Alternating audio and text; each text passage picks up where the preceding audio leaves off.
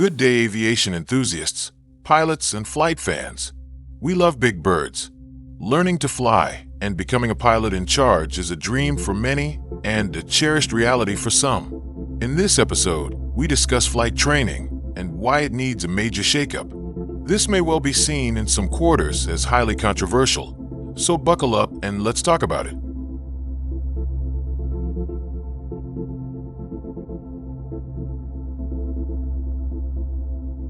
Firstly, what qualifies me as an expert on the subject? Not a huge amount, to be fair. My flight training only extends to gliders going back some 25 years. I'm not even current at the moment, but let me explain. Let's take a slight detour to Finland. This is a country where, in order to get a driver's license, you go through a grueling set of advanced driving and car control training in order to be prepared for the typical icy and snowy conditions on their roads. If you don't pass this, you don't get to drive a car. It is no wonder that Finland has produced some of the best Formula One and rally car drivers over the years. They are essentially some of the most capable drivers on any road anywhere in the world. The problem: a private pilot's license in most jurisdictions require a minimum of 40 hours flight time, made up of instruction, cross-country flying, and a number of competencies. The issue isn't that the training is useful, but that the coverage of eventuality and emergency training is inadequate. Simulating stalls, spins, engine failure, and practicing advanced maneuvers, crosswind and emergency landings barely scratch the surface. Hours and hours of uneventful flying builds a false sense of competence, which creates an environment that leads to questionable decision-making during sudden and unexpected emergencies. Keep this point in mind as we'll be circling back to it. In real life, even seasoned pilots become flustered, stressed, zone out, freeze up, become partially or fully incapacitated, and lose fine motor responses as fight or flight instincts kick in. No pun intended. Serious, emerging, developing, and escalating emergencies typically do not afford the luxury of referencing checklists, nor standard operating procedure handbooks. Eventualities like that require a high degree of situational awareness, tactical ability, as well as muscle memory to back it all up. For general aviation, we haven't even mentioned factors like G-forces, disorientation, and other human factors that lead to forced errors, as opposed to unforced ones, like not calculating performance parameters, nor checking weight and balance envelopes before takeoff. Either way, there have been a significant number of aviation accidents in recent times that should be causing regulators sleepless nights. It's not that they are not trying, but pilot training needs an overhaul. Private pilot's license. This ought to be more of a graduated system where pilots first demonstrate proficiency in uneventful flying, that is, flying in fair weather and under normal operating conditions, whether VFR or IFR, then moving on to simulated emergencies to test their responses.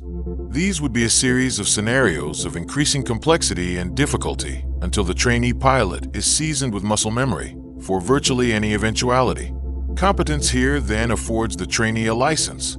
It should help cut the accident and death rates in general aviation drastically. It will also prepare pilots for what's to come should they want to proceed further into commercial operations. Not completing the simulated emergency training should severely limit the type of aircraft and conditions a pilot can operate under. Commercial and airline pilots. Similar to general aviation, the notion of flight hours and seniority for advancement needs to be dropped in favor of demonstrating competence in handling extreme emergency scenarios without the benefit of a co-pilot. On acquiring a commercial license, the pilot should be granted 1 bar on their epaulets. The current type rating system and all its aspects, including simulator training and assessments, must be classified as basic proficiency for operations and should constitute the 2nd bar on a pilot's epaulets. Pilots with an ATPL get a star in addition to the 2 bars afforded a commercial pilot on their epaulets. To rise up the ranks and acquire a 3-bar epaulet, pilots must graduate from a category of emergency scenarios deemed extreme. These will always assume the loss of the 2nd pilot and the breakdown of crew resource management if applicable, but with an expectation of full or partial survival outcomes for passengers and crew. Before we continue, what constitutes an extreme scenario for 3-bar epaulet training. Pilot monitoring overseas pilot flying attempt a Category 3 landing in icy conditions, gusty winds, and while nursing an engine failure. Wind shear is encountered on short final, which necessitates a go-around. However, simultaneously, the cockpit windscreen blows out from a foreign object strike and knocks out the pilot flying and hampers flight control movement. Communication systems are down or don't work. Assuming the pilot monitoring regains appropriate control and is halfway circling back to reattempt the landing, the second engine fails and flight instrument panels become inoperational. Now throw in fire and smoke in the cockpit. Can the pilot still stay focused, mentally calculate the new trajectory and approach required, and execute a safe landing that is enough to save all lives on board and on the ground? Captain material. To acquire the 4-bar epaulet, pilots must graduate from training that covers a class of emergency scenarios that build on that for a 3-bar epaulet, but deemed unsurvivable. This means not only are the scenarios extremely difficult and possibly unrealistic, but no matter what is attempted, no one survives the incident. This is to inject a particular psychological aspect of knowing it's a lost cause and assessing how the pilots and flight crew operate under this specific circumstance. For example, do they give up, prioritize life and property on the ground, or start praying? Line or training captains get all 4 bars merged into a single broad bar with an additional normal bar added. This would be similar to dress uniforms of general ranks in the military. The idea is pilots automatically become eligible for command if they acquire 4 bars on their epaulets and graduate to captain on passing a check ride. This means an airline pilot can fast-track to captain regardless of total flight hours. When a pilot changes aircraft type, they drop back down to 1 bar and work their way up through type rating, and then the categories of emergency scenarios to regain their bars and become captain again. This can be done as quickly or not as the case may be. Under this regime, the cream will rise to the top, while those encountering challenges or taking longer to complete their training carry on as first officers or are potentially weeded out. Seniority will no longer be an issue, and only the best in terms of ability make it through. Simulator training. There can be standard procedures to specific and isolated emergencies, but simulated emergency training must never be scripted. Every pilot must be fully abreast with all operating procedures, as well as maintain the ability to think outside the box and on their feet in order to deal with problems that may not be covered by any procedure.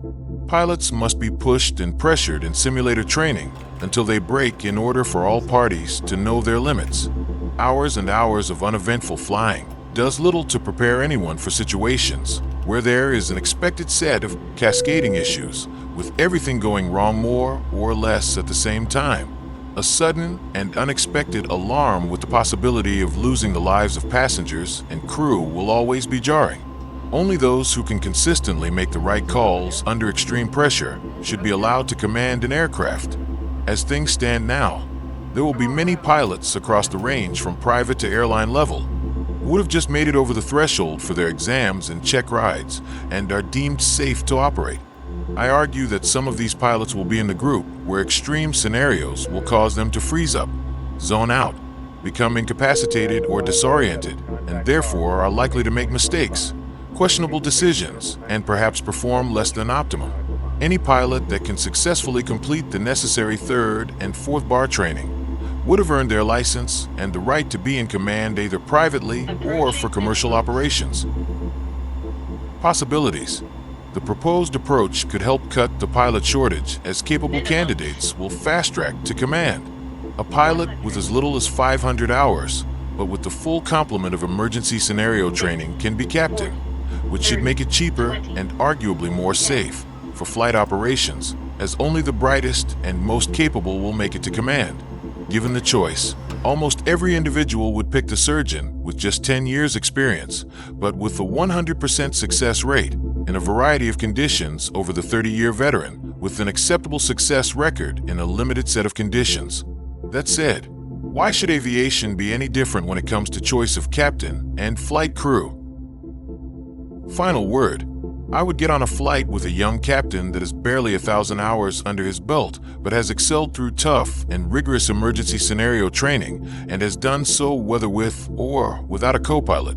And get on one where the captain has 10,000+ hours, but has just cleared the bar with simulator training and check rides under the current system, with proposals to cut down to just one pilot in the cockpit, and what looks like a high accident rate in aviation in the last few years. Is it time to rethink our approach to flight training? What do you think? Drop your views down in the comments, and let's have a debate.